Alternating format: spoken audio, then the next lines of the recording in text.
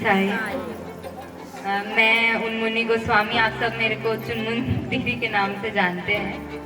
मैं यहाँ नारी वीरांगना संगठन की संस्थापक हूँ। हमारे और आज हम सब जो यहाँ शामिल हुए हैं एक बहुत ही महत्वपूर्ण विषय पर बात करने के लिए। आप सब जानते हैं ग्रामीण महिला या कोई भी महिला एक समाज का धारा होती है। बिना महिला के ये संसार चल नहीं सकता, जीवन नहीं बन सकता। हमारी संगठन का मेन मकसद यही है कि हम हर महिलाओं को स्वस्थ रखें, स्वास्थ्य से जुड़ी हुई ज्ञान दें और उन्हें अलग अलग तरीके की हेल्थ सर्विस प्रोवाइड करें। मैं आपको कुछ ज्ञान की बातें बताना चाहती हूँ जो मैंने खुद लिखी है। मनुष्य शरीर दुर्लभ है, 84 लाख योनियों में भटकने के पश्चात यह अनमोल मानव जीवन मिलता है। मानव जीवन प्राप्त कर अपने लक्ष्य से ज्ञान होता है, वही जीवन की सफलता है। और यह स्वास्थ्य, यह स्वस्थ शरीर ही हमें जीवन में सफलता प्राप्त करने में मदद करता है, हमारी लक्ष्य प्राप्ति में मदद करता है। नारी, एक महिला होने के कारण स्वस्थ शरीर भी आवश्यक हो जाता है, क्योंकि नारी वीरांगना तभी बनती है जब उसके मन के साथ साथ उसका तन भी स्वस्थ हो। महिलाएं सबका ध्यान रखती हैं, लेकिन अपना ध्यान रखना भूल जाती हैं। तो यह बात जरूर जरूर याद रखें कि जब तक आप अपना ध्यान नहीं रखेंगे तब तक आप दूसरों की सहायता नहीं कर पाएंगे। तो अपना ध्यान रखें, दूसरों की सहायता करें, यही नारी शक्ति है, यही हमारा मेन मोटिव है, सप्रेम साहेब बनने की लायक। तो ये सब तो ज्ञान की चर्चा हो गई। अब मैं डॉक्टर स्नेहा, हमारी पंचजूर ग्रीनमुनी नाम साहेब चिकित्सालय की डॉक्टर हैं। ये आपको महिलाओं से जुड़ी कई समस्याएं और भी ज्ञान की बातें आपको प्रोजेक्टर में दिखाते हुए बताएंगी।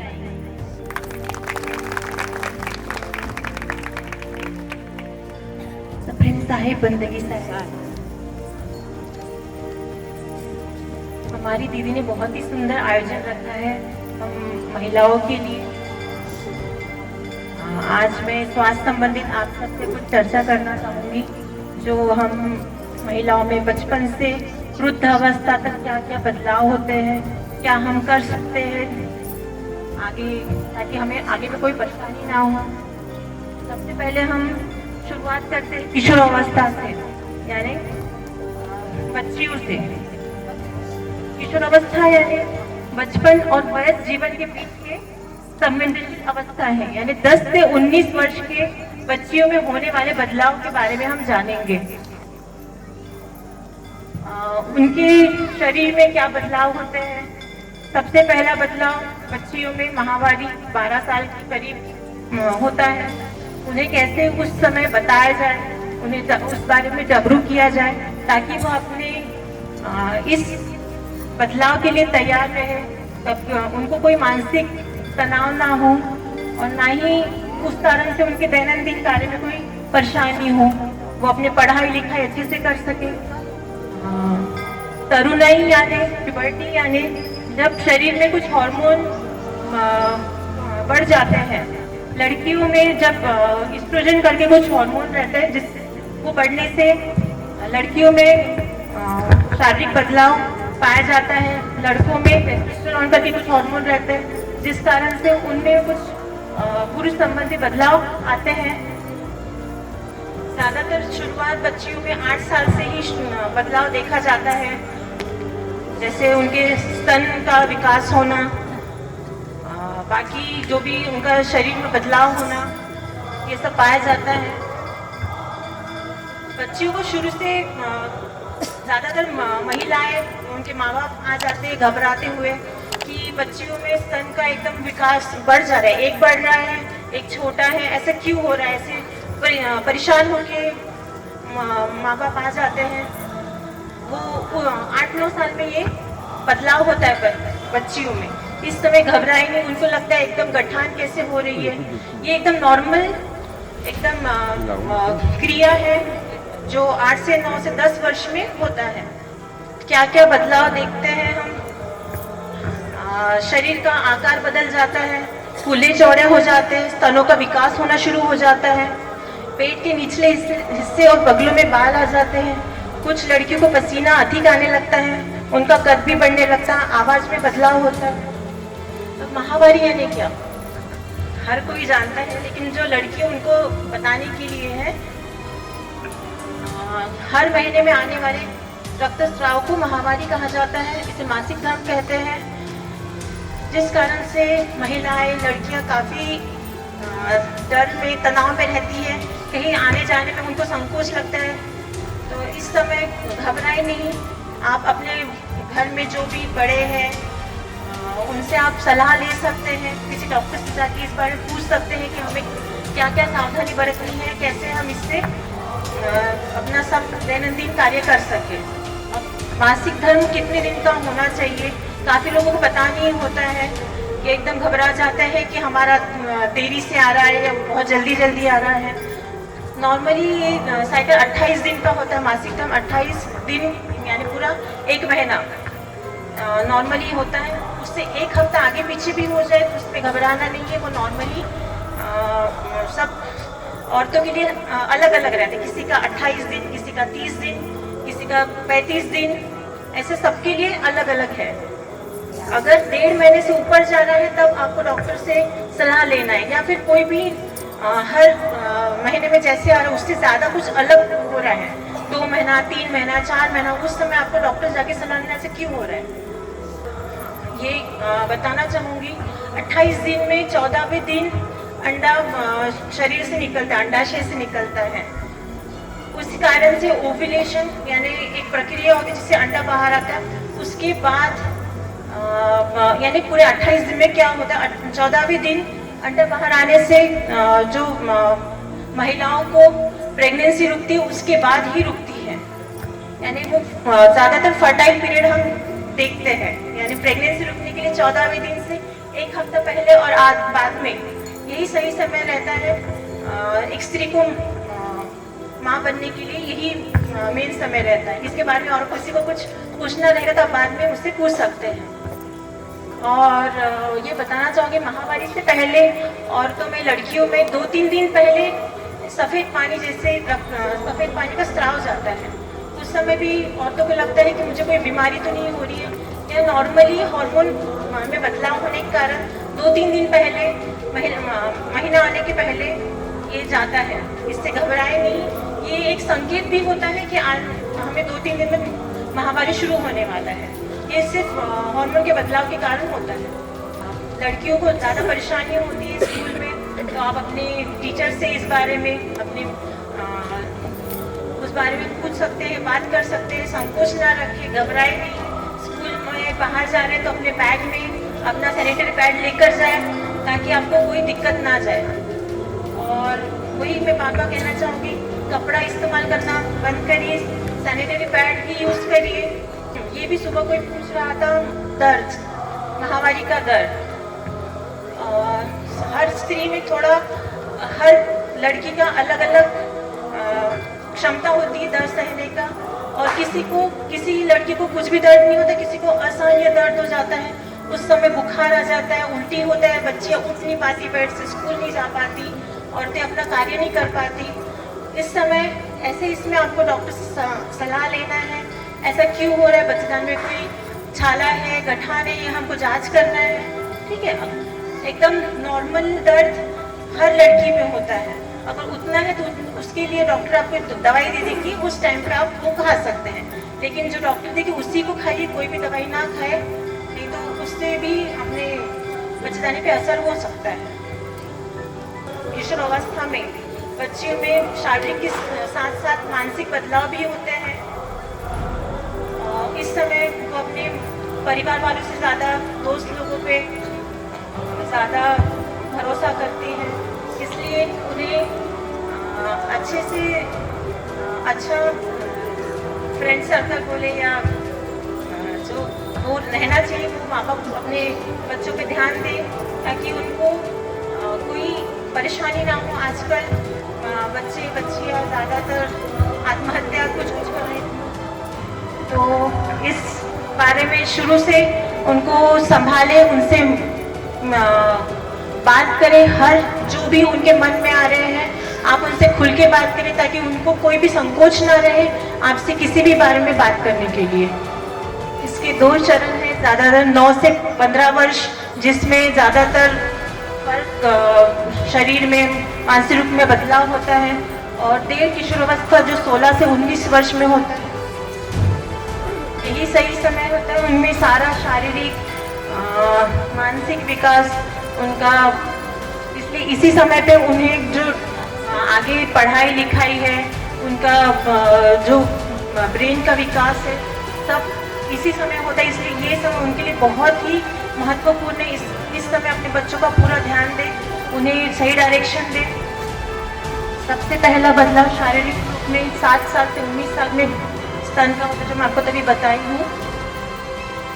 उन बच्चियों में पहले एक बढ़ जाता है, एक स्तन बढ़ जाता है, फिर कुछ हो सकता है कभी भी 1-1 साल तक दूसरा स्तन नहीं बढ़ता, तो उस समय घबराए नहीं, नॉर्मल प्रक्रिया है। 1 साल तक वो सही, दोनों एक जैसे हो जाते हैं। लेकिन कभी अगर कुछ भी दिक्कत है तो आपको सलाह लेना है। ऊंचाई और वजन बढ़ जाता है, कोई शारीरिक रूप में जो बदलाव होते हैं, बाल आ जाना, ये सब। हाँ, ये भी लड़कियां बहुत आ जाती है, मुझे पिंपल्स आ रहे हैं, वहाँ से ये सब दिक्कतें होती है, ये सब हार्मोन के कारण है। लेकिन 25 साल तक ये थोड़ा बदलाव होता है, फिर जैसे हार्मोन कम हो जाते हैं वो अपने आप ठीक हो जाता है।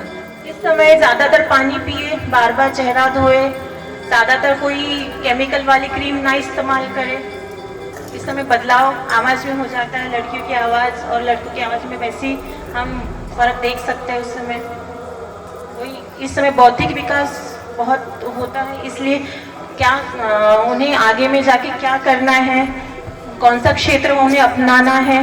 लड़कियों को ज़्यादा उन्हें पढ़ाई लिखाई में उन्हें आप रखिए, उन्हें 12 साल तक ज़्यादातर गांव में निकालते स्कूल से, ऐसा ना करें, उन्हें शिक्षा दें।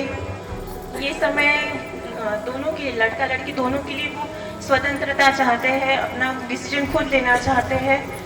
इसलिए ये समय माता पिता और बच्चों के लिए बहुत ही गहरा है। उन्हें समझे, उन पर कोई ऐसे दबाव ना डाले ताकि वो कुछ गलत काम उठाए, और बच्चे भी अपने माँ बाप से खुल के बात करें। ये आजकल सब बच्चों की उस पर प्रभाव डालता है, टीवी, मोबाइल, ये सब चीज़ें। हाँ, ये काफ़ी इम्पोर्टेंट है सबके लिए, सब बच्चियों के लिए, कि वो जाने अच्छा स्पर्श और बुरा स्पर्श क्या होता है। जब बच्चियों के लिए मोस्टली जब कोई अनजान आदमी गलत जगह पे अगर हाथ लगा रहा है, वो उनको समझ जाना चाहिए कहाँ पे, जैसे होठों पे, सीने में, पैरों में, अगर यहाँ पे अगर हाथ लगाए तो हमें तुरंत नो बोलना है, या अपने पास जो भी कोई बड़ा हो, कोई जिस पर हम भरोसा कर सके, उनके पास जाए, उनसे बात करें। जैसे स्कूल में है, अगर कोई गलत कर रहा है तो अपने जो टीचर हैं, अध्यापक हैं, उनसे मिले। कोई नई जगह पे है तो ऐसी जगह जैसे कोई पुलिस है जहाँ पे, उनसे जाके मिले। ये लड़कियों के लिए बहुत ही ज़रूरी है। आजकल जो लड़कियाँ बहुत परेशान रहती है, इस समय उन्हें सही और गलत का अनुभव रहना चाहिए। ये किशोरावस्था के बारे में थोड़ा बहुत मैं आपको बताई हूँ। एक वीडियो है,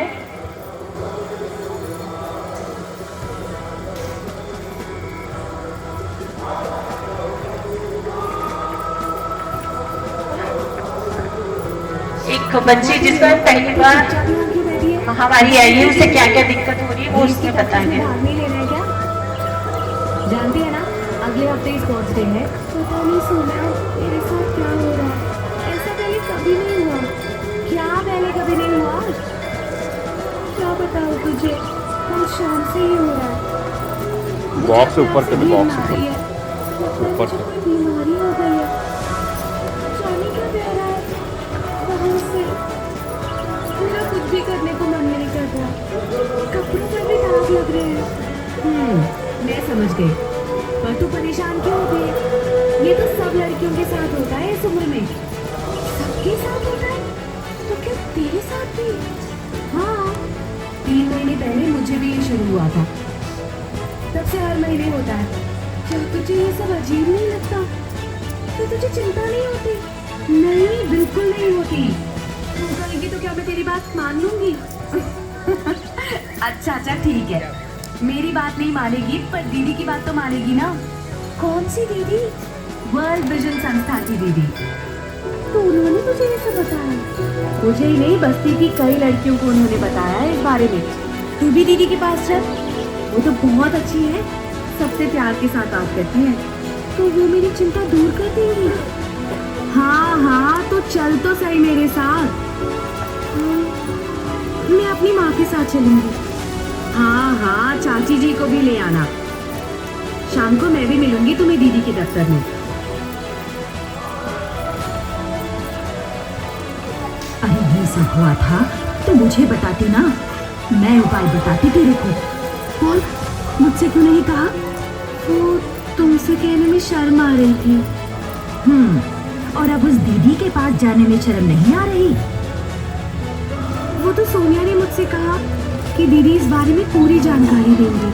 हाँ, और जैसे हम तो कुछ जानते ही नहीं ना। अच्छा, पहली बात सुन, जब तक ये सब बंद ना हो जाए तब तक तू रसोई घर में नहीं जाएगी। क्यों माँ? अरे इन दिनों इस बात की सावधानी रखी जाती है। अरे क्या हुआ मधु भाभी? नेहा रसोई घर में क्यों नहीं जाएगी? अरे आओ बेला, आओ, बैठो। बताओ तो हुआ क्या? अरे क्या पूछती हो बेला, इसे महीना शुरू हो गया है। अब इन बातों की सावधानी तो रखनी ही पड़ेगी ना। नहीं भाभी, ये सब गलत है। गलत है? हाँ भाभी, वर्ल्ड विजन की दीदी द्वारा दी गई जानकारियों ने मेरी सोच और जीवन बदल दिया है। अरे उन्हीं दीदी के पास जाने के लिए तो नेहा भी कह रही थी मुझसे। तो फिर मान लो ना इसकी बात। जानकारी लेने में कोई हर्ज नहीं है। तुम आज शाम को ही नेहा को साथ ले जाकर दीदी से मिल लो। तो ठीक है नेहा, हम शाम को जरूर चलेंगे तुम्हारी दीदी के पास।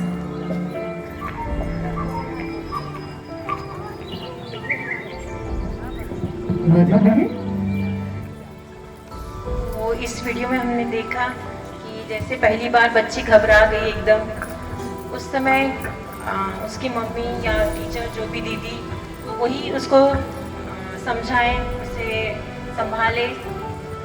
और एक और जो उसकी मम्मी बोल रही थी उस समय, आपको रसोई में नहीं जाना है। ये सब ज़्यादातर गांव में होता है कि लड़कियों को रसोई में ना जाए या और जो मंदिर ना जाए, ऐसा उन पर दबाव ना डाले, उनका उससे मानसिक तनाव बढ़ जाएगा। ऐसा नहीं होता है कि उससे कुछ उनको फर्क पड़े। आप उसे हर काम उस समय करने दे सकते हैं, स्कूल भेज सकते हैं, रसोई में जा सकती है। इतना आपको बदलाव लाना है अपनी सोच में। और सबसे वही मैं बताना चाहूँगी कि ज़्यादातर महिलाएं कपड़ा इस्तेमाल करती है, जिससे उन्हें शुरू से लेकर आखिर तक बहुत दिक्कतें जाती हैं। इसलिए यही आपको दरखास्त है कि आप सैनिटरी पैड खुद यूज़ करें, अपने बच्चियों को भी वही दिलाएं।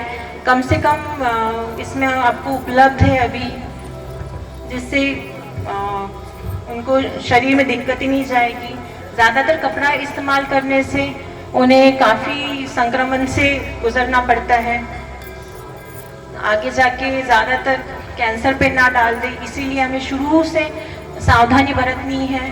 काफ़ी छोटी छोटी चीज़ें, सफ़ेद पानी, पेशाब में इन्फेक्शन, ये सब दिक्कतें शुरू से बच्चियों को झेलना पड़ता है।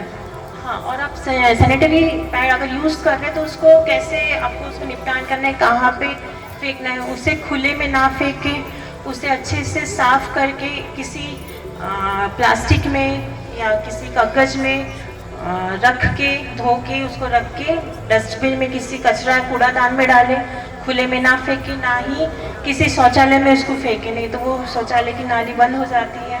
ऐसे खुले में फेंकने से ज़्यादातर फिर काफ़ी संक्रमण से हम लोग ही गुजरेंगे। जैसे पीलिया है, बहुत सारी बीमारियां फिर फैल जाएगी। इसलिए उसे अच्छे से निपटान करना बहुत ज़रूरी है। हाँ, और सैनिटरी पैड को आप यूज़ कर रहे हैं तो ऐसा नहीं कि 24 घंटे तक वही एक ही इस्तेमाल करें, ऐसा ना करें। कम से कम 6 से 8 घंटे में आपको बदलना है। अगर किसी का ज़्यादा रक्तस्राव है तो उस हिसाब से पूरा प्रेग्नेंट आते हैं उसके पहले ही उसको बदलें। मैं चाहती हूँ आप सब भले पूरी तरीके से ना समझ पाएं, लेकिन थोड़ा भी समझेंगे और अपने जीवन पर उसको लागू करेंगे तो आप बहुत ही आगे जाएंगे और आपका बहुत कल्याण होगा। सप्रेम साहिब जिंदगी साहिब, मेरा नाम पायल परमन है। मैं दहेज प्रथा के बारे में बताना चाहती हूँ। आज भारतवर्ष में अनेक गांवों में सबसे बड़ी समस्या दहेज प्रथा की है। पुराने ज़माने में लोग अपने बेटियों की शादी कराते थे तो विवाह के समय उन्हें जिन जिन चीज़ों की ज़रूरत होती थी उन चीज़ों को दिया जाता था। लेकिन आज हमारे समाज में बहुत बड़ी समस्या बन चुकी है।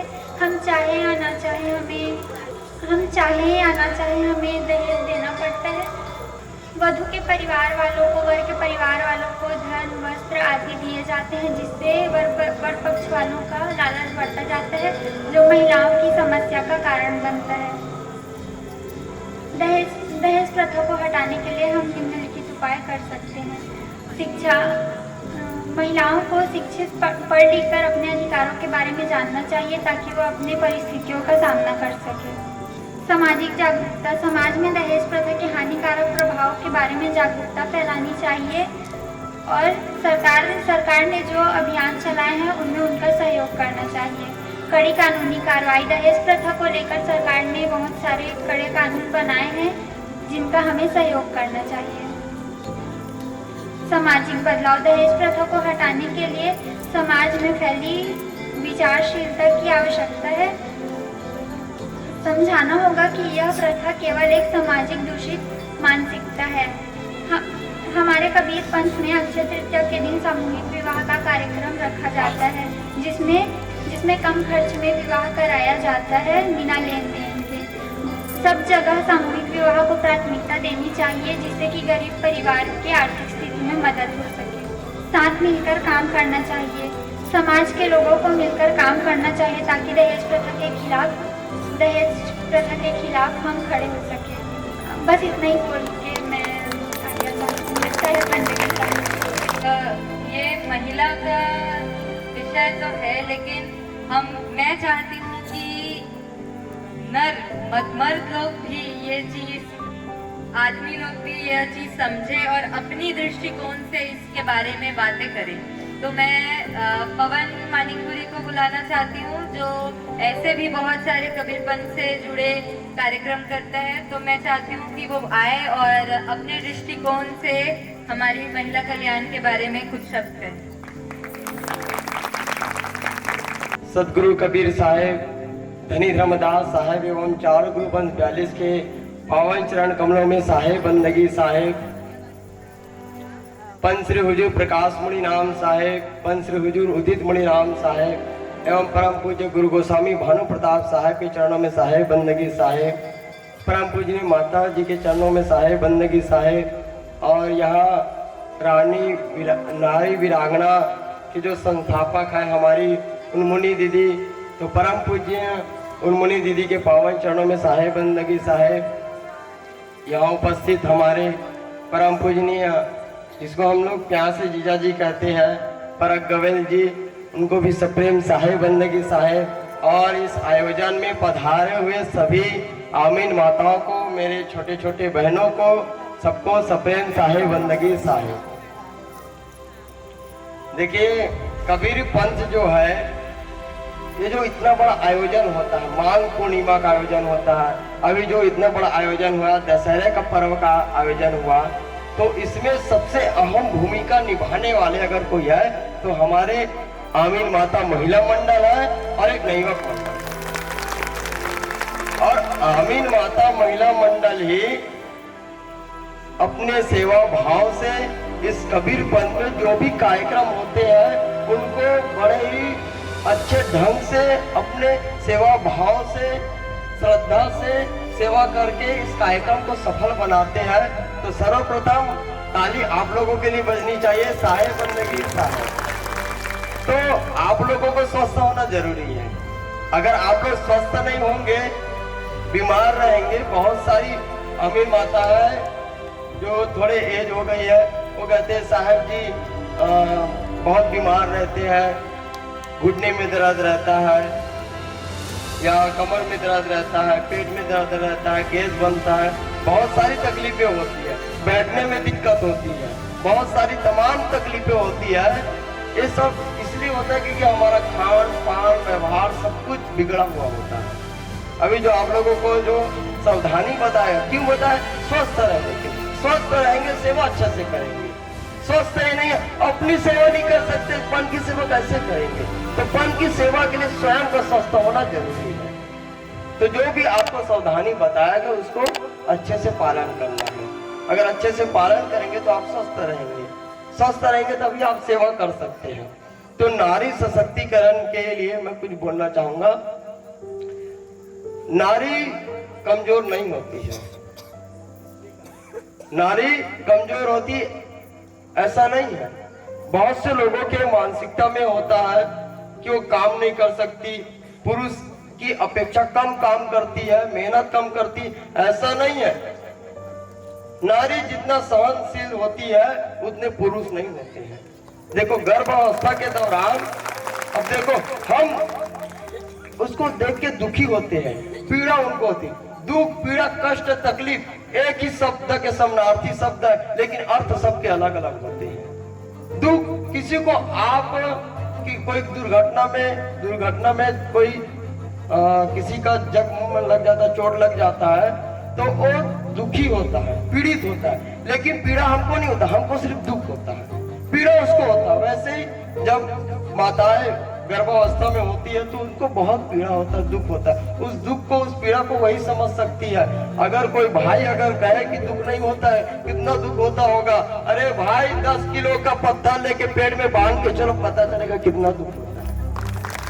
10 किलो के पत्थर को बांध के चलो, 9 महीने तक बैठ के देखो, चल के देखो, एक कदम नहीं उठा पाओगे। तो नारी सशक्तिकरण को महत्व दे, उसकी जो पीड़ा उसको समझना है, क्योंकि हमारा कबीरपंथ दया करो, दया करो, धर्म को पालो, जब से रहो उदासी, अपना सच सबको जानो तभी मिले अविनाशी। दया करने का मतलब ऐसा नहीं है कि हम हिंसा नहीं करते, जीव हत्या नहीं करते। अरे नारी है, पत्नी है, आपकी माता है, उस पर आप निर्दय कर रहे हो, तो ये कहाँ का कबीरपंथ? कबीरपंथी वही है जो सब पे दया करे, एक चींटी से लेके विशाल का हाथी को सब पे दया करता है, वो कबीरपंथी होता है। तो माताओं को भी हमको दया करनी चाहिए। दया करने का मतलब ऐसा है कि बेचारी है, मतलब सहयोग करना है, उनके साथ होना है, उनके साथ होकर के उनको सहयोग दे करके उनके हौसले को बढ़ाना है, उसके हौसले को गिराना नहीं। और देखो हमारी बहनें होती है, स्कूल कॉलेज में पढ़ती है, छोटे से छिपकली को देख लेना डर जाती है, छोटे से छिपकली से डर जाती है। लेकिन वही जब माँ बन जाती है और उसके बच्चे को अगर एक सांप भी काटने आ जाए ना, तो माँ सांप को उठा के फेंक देती है। एक शक्ति से, इतनी शक्ति, वो शक्ति आती का वो है, आपके अंदर है, उसको जागृत करना है। नारी सशक्तिकरण का मतलब है आपके अंदर शक्ति बाहर से आएगी ऐसा नहीं, आपके अंदर है, आप सब कुछ कर सकते हैं, आप में इतनी क्षमता है। अरे इस सृष्टि का सृजन कौन करता है? नारी ही तो करती है। इस सृष्टि का सृजन, इस सारे संसार का सृजन नारी ही करती है। इस देश, इस संसार का संचालन कौन करता है? नारी ही करती है। घर में छोटे से छोटे वस्तुओं को ढूंढने में हम असमर्थ होते हैं, तो हमारी माँ जो होती है उसको ढूंढ के लाती है।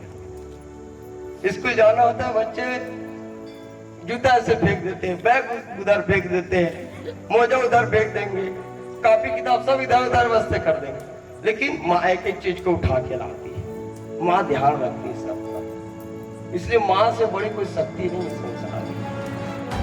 तो ऐसे माताओं को हमको उनके दुख पीड़ा को समझना चाहिए, उसके सहयोगी बनना चाहिए। उनको बहुत सारे बंधनों में बांध देते हैं, जैसे अभी बता रहे थे बहुत सारे बंधन हैं, जैसे मंदिर में नहीं जाना है, जैसे रसोई घर में नहीं जाना है। तो भैया देह तो हमेशा अशुद्ध ही है, ये देह अशुद्ध है। हम पुनः 72 में पढ़ते हैं, आप लोग वो सब कथा सुनते हैं कि जब एक माता होती है, अब उसका जो डिलीवरी होता है, जब बच्चे को जन्म देती है, तो उपवास होता है, पूर्णिमा व्रत होता है उसी दिन। तो उसकी सखिया कहती है, देखो सखी, यहाँ तो व्रत जो है छूत हो गया, अगले व्रत रहना। तो सखी को अपने क्या कहती हो, देहा शुद्ध हृदय शुद्ध ने का, कैसे छोड़ो सदगुरु टेका। देह शुद्ध है, अरे शुद्ध कब था, कब शुद्ध होता है देह? इसमें तो सब मटेरियल भरा पड़ा है, कब शुद्ध होता है? इस शरीर बाहर से दिखता है, अंदर से क्या है? अगर एक खोल हटा देना तो रह नहीं पाओगे, घृणी। तो ये देह तो अशुद्ध है ही। हृदय शुद्ध होना चाहिए, मन पवित्र होना चाहिए। और कोई भगवान अपवित्र नहीं होता, उसको कोई अपवित्र कर नहीं।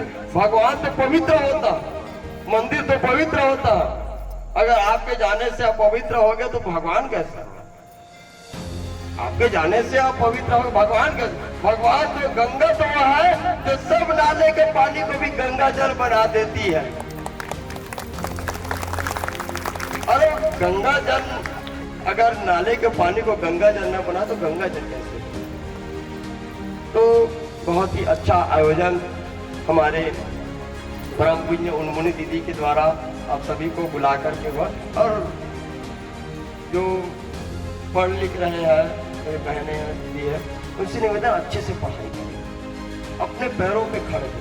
देखो हमारे कबीरपंथ में जो ग्रामीण क्षेत्रों से आए हुए हैं माता, उनको बहुत तकलीफ होती है। कबीरपंथी बनते हैं तो कबीरपंथ के अनुसार हम अपने घर में सामाजिक और धार्मिक कार्य करते हैं। तो उसमें जो दूसरे लोग हैं जो गैर कबीरपंथी है, वो लोग उसमें हस्तक्षेप करते हैं। तो जो समाज के लोग होते हैं वो गांव से निकाल देते हैं, गांव से निकाल देते हैं।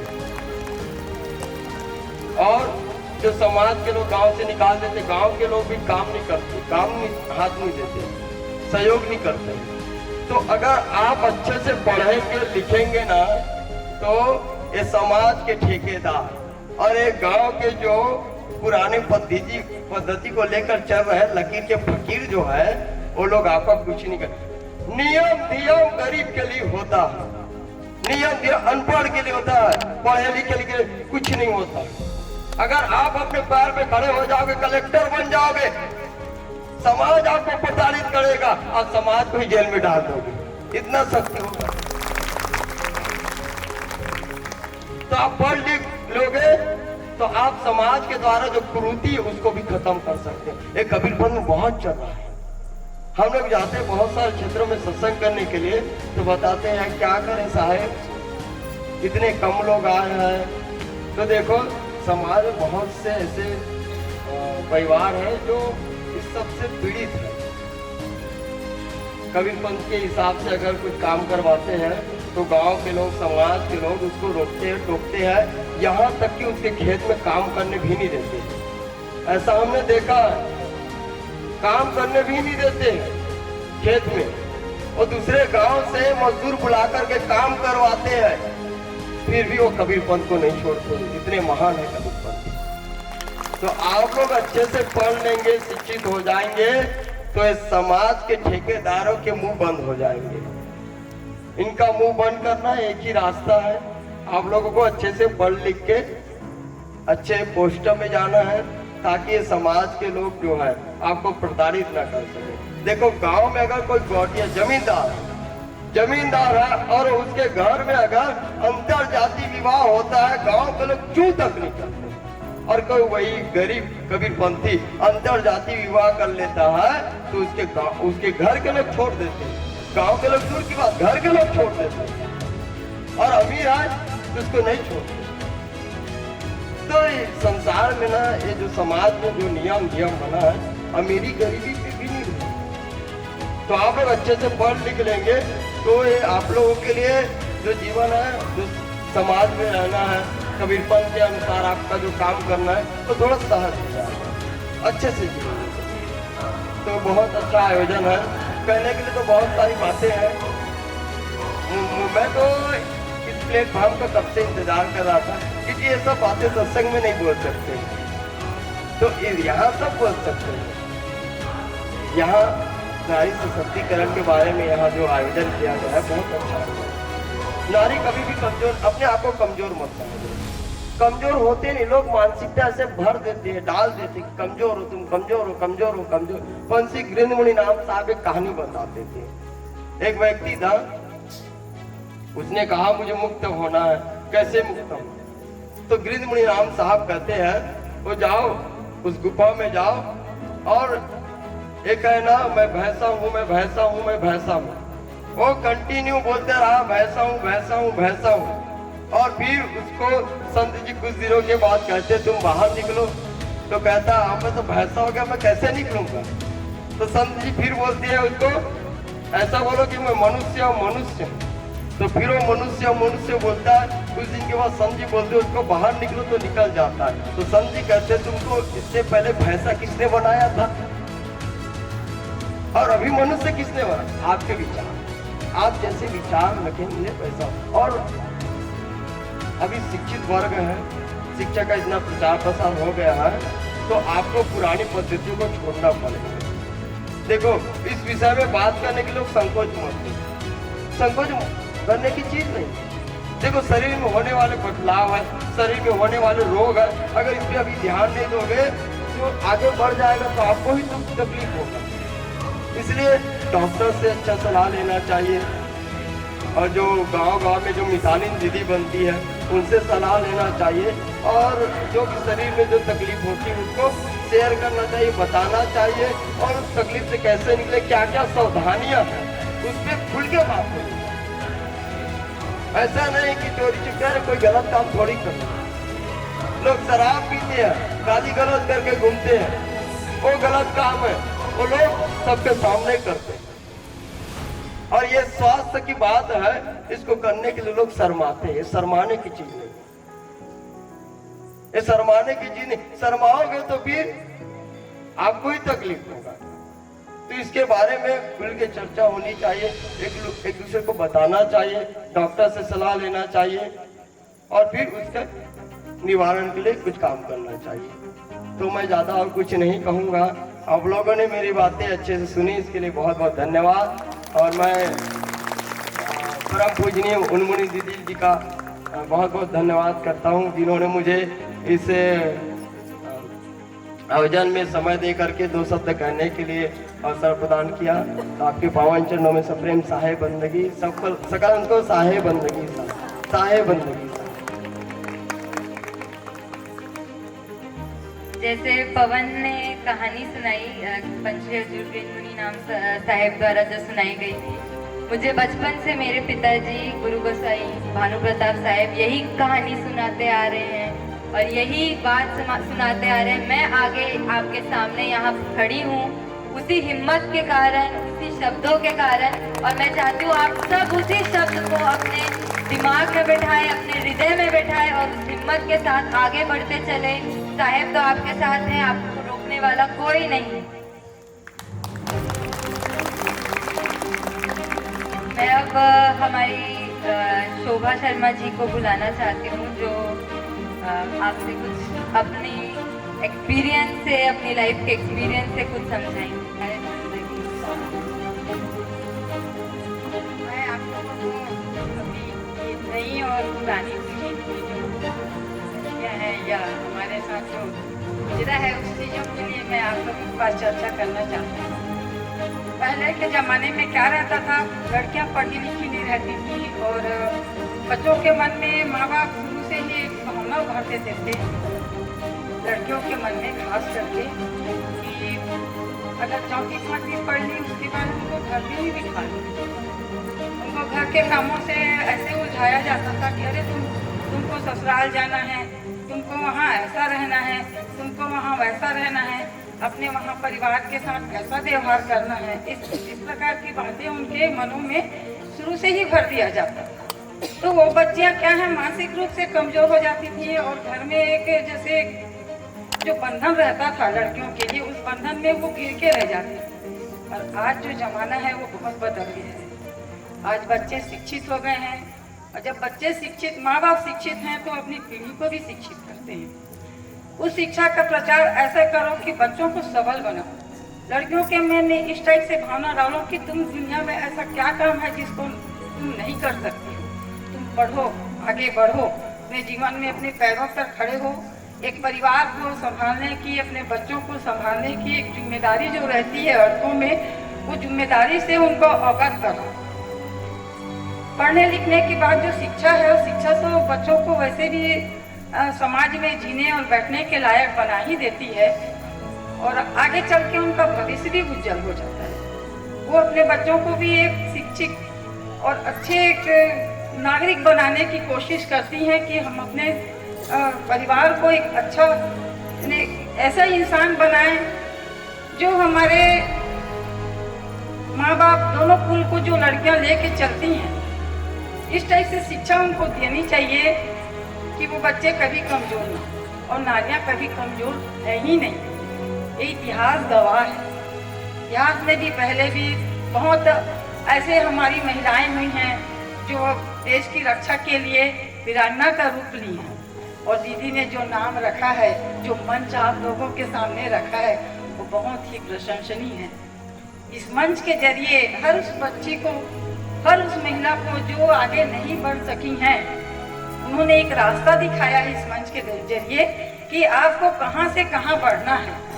और वीरांगना जो नाम दिए हैं उन्होंने, बहुत ही कहना चाहिए औरतों के लिए जो उन्होंने नाम रखा है, इस अपने जो इसका कहना चाहिए नारी शक्ति के लिए जो ना, बहुत ही यानी नाम भी ऐसा है कि देखिए औरतें हमेशा वीरांगना ही होती हैं, और उन्होंने इस वीरांगना को पूर्ण करने के लिए आप लोगों से सहयोग मांगा है। भैया ये पूरा हमको करना है सहयोग। जो बच्ची आज हमारे सामने में छोटी सी बड़ी हुई हैं, और जो हमारे लिए इतना सोच कर आज ये मंच रखी है हमको आगे बढ़ाने के लिए, आने वाली पीढ़ी को आगे बढ़ाने के लिए, उसमें हम सब महिलाओं को उनको सहयोग करना है। और जो आज उन्होंने जो बीज बोया है, उस बीज को एक पेड़ का रूप देना है, ताकि उस पेड़ इतना फले फूले, इतनी उसकी शाखाएं बढ़े कि आने वाला कल एक नाम रखे कि आज साहब के यहाँ की लड़की जो एक बीज बोई हो, एक फलदार बीज के रूप में पनप रहा है। ये हमारी और मैडम ने जो समझाया आपको, डॉक्टर साहब मैडम ने, तो जब बच्चियाँ 12 साल की उम्र की होती हैं तो माँ लड़कियों के साथ एक सहेली का बर्ताव करती है।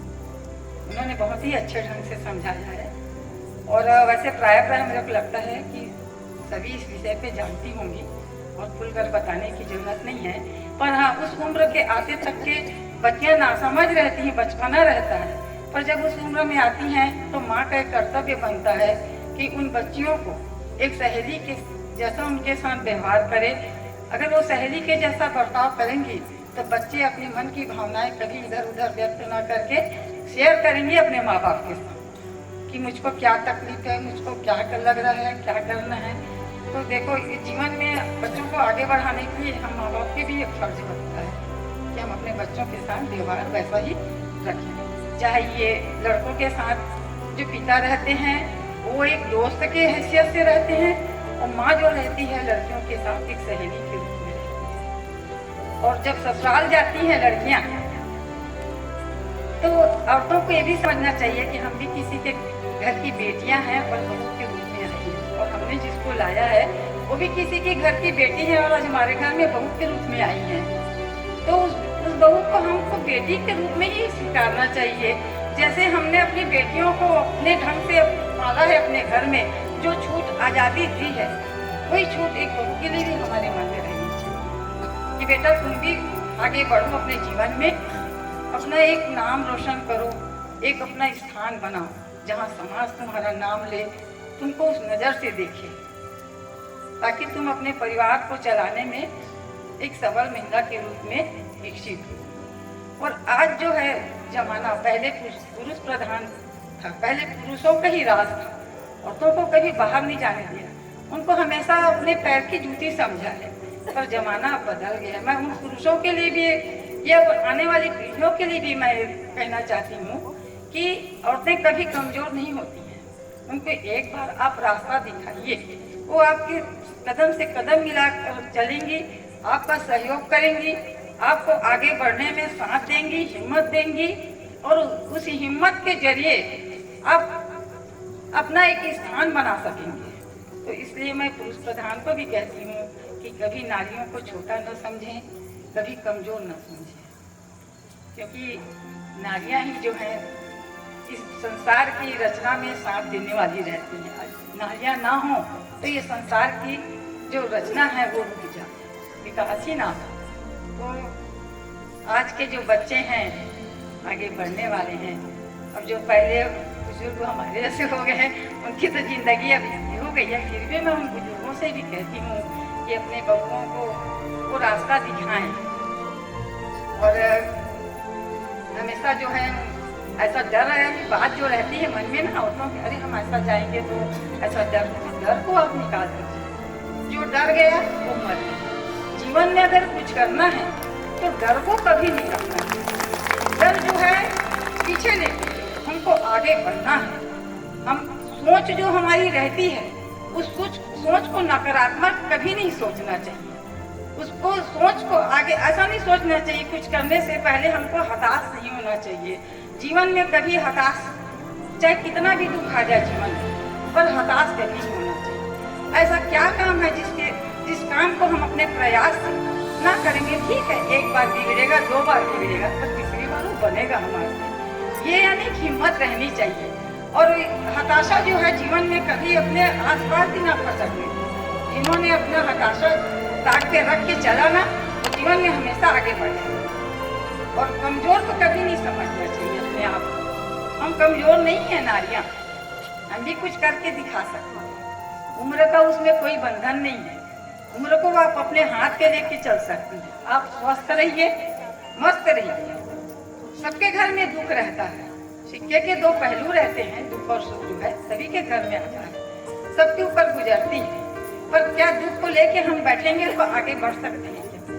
इसलिए क्या है, दुख रहता है, ठीक है कुछ क्षणों का रहता है, उसके बाद फिर अपने कार्य में हम लग जाते हैं आगे, उस दुख को भूल जाते हैं। और वही हमारे जीवन की जो है वो खूबी है कि महिलाएं जो हैं अपने दुख को एक किनारे करके अपने परिवार के लिए समर्पित रहती हैं। चाहे वो किसी भी क्षेत्र में रहें, दफ्तर में रहें, चाहे वो घर में रहें, घर में भी इतना काम करते हैं, पुरुष से ज्यादा काम करती हैं महिलाएं। शक्ति नहीं है उनमें, इतनी हिम्मत, इतनी शक्ति रहती है। वो ऊपर वाले ने उनको इतनी शक्तिमान बनाया है कि उनको हर दुख सहने की उनके शरीर में क्षमता रहती है। वो अपना दुख व्यक्त नहीं करते, क्योंकि अगर जिस दिन वो अपना दुख व्यक्त करना लगे तो वो परिवार जो है फिर वो चला नहीं पाएंगे। वो अपना दुख, अपना दर्द जो है अपने तक ही पीछे रखते हैं। तो क्या है, हौसला हमेशा बुलंद रखना चाहिए। मैं आने वाली उस पीढ़ी के लिए सिर्फ सबसे कहना चाहती हूँ, मैं अपने जीवन में बहुत अनुभव ली हूँ अपने जीवन से, क्योंकि मैंने बहुत संघर्ष किया और संघर्ष करते हुए आज मैं इस मुकाम पर पहुंची हूँ। और संघर्ष से मैं कभी नहीं डरती, आज भी मैं नहीं डरती, आज भी बहुत हिम्मत करती हूँ। अकेले रात 1 बजे 1:30 बजे अकेले निकल जाती हूँ। और मैं अपने महासमुंद की रहती हूँ, महासमुंद में मेरा निवास है अभी, और कमरघा मेरा ससुराल है। और मैं पूर्व में पार्षद रही हूँ देवास, और लोगों ने मुझको खड़ा किया, क्योंकि मैं हमेशा सबका साथ देती आई। मेरे दरवाजे से कभी किसी ने निराशा नहीं पाया है। मेरी पहुंच जहाँ तक रहती है, कलेक्टर तक भी मैं पहुंच जाती हूँ। डरती नहीं हूँ किसी अधिकारी से या कलेक्टर से। जो गलत है वो गलत है, कहने से कभी नहीं चुकती।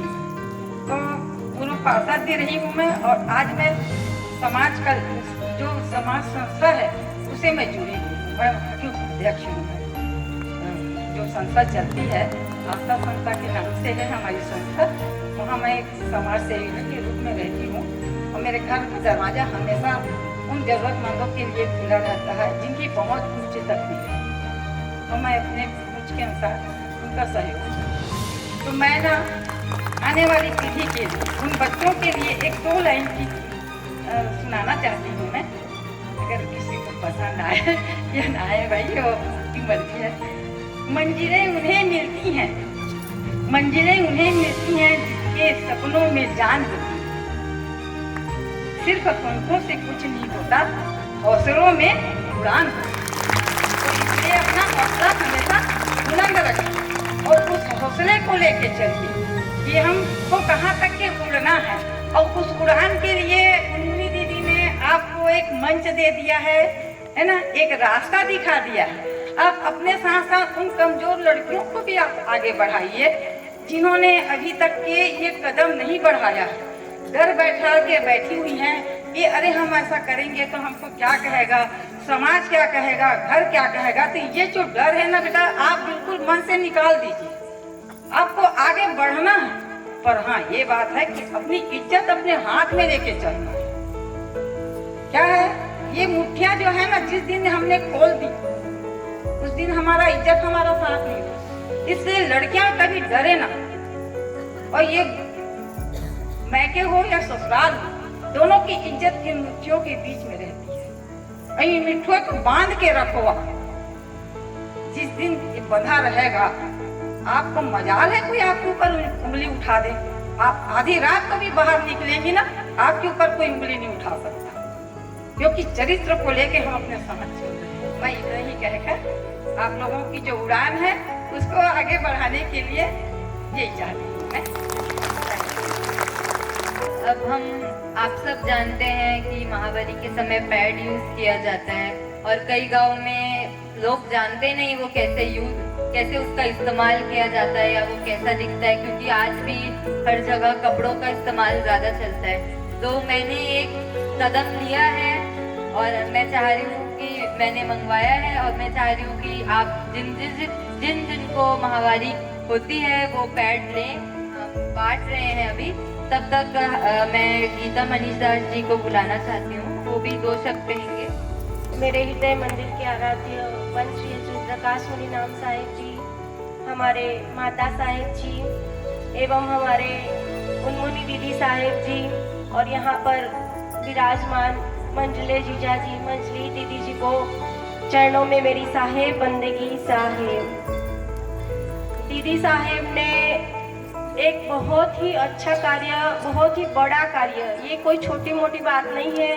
इतने बड़े कार्य को उठाना और इस नारी शक्ति के लिए वो इतना कुछ कर रही है, तो हमारा भी एक फर्ज है और हम दीदी से प्रॉमिस करते हैं कि हम इस कार्य में उनको तन मन और धन से सहयोग देंगे और इस कार्य में हम उनके साथ रहेंगे।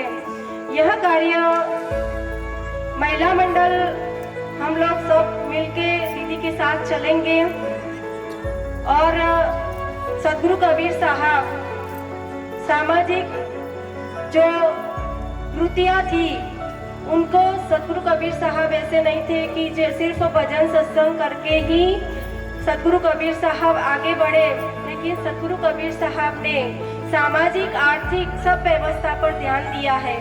हमारे माता साहिबा ने आमीन माता महिला मंडल निर्माणित किया है और महिलाओं को आगे बढ़ाया है। इसी तरह हमारी चुनमुनी दीदी ने हम महिलाओं के लिए, क्योंकि हर महिला का एक अनुभव होता है, हर महिला को इस संसार में, इस समाज में लड़ना पड़ता है, लेकिन कई ऐसी कृतियां हैं जिसके सामने हम खुद नहीं लड़ सकते हैं। कभी कभी हम बेचारी भी बन जाते हैं। तो इसके लिए एक छोटी सी पंक्ति है, क्या हूँ मैं, कौन हूँ मैं, बस यही सवाल करती हूँ मैं। तुम नारी हो, लाचार हो, बिचारी हो, बस यही जवाब सुनती हूँ मैं। जब बड़ी हुई समाज की रस्मों को जाना पहचाना, अपने सवालों का जवाब मैंने खुद में ही पाया। लाचार नहीं हूँ मैं, बिचारी नहीं हूँ मैं, भड़कती चिंगारी हूँ मैं। छेड़ो मत जल जाओगे, मैं दुर्गा में काली हूँ। माता पिता का अभिमान हूँ, इस देश की शान हूँ। मैं नारी हूँ, देश का आधार हूँ। इस पुरुष प्रधान देश में नारी का अधिकार एक जैसा ही होना चाहिए, लेकिन नहीं हो रहा है। तो इसका कारण हम सिर्फ पुरुषों को ही समझते हैं, लेकिन ऐसा नहीं है।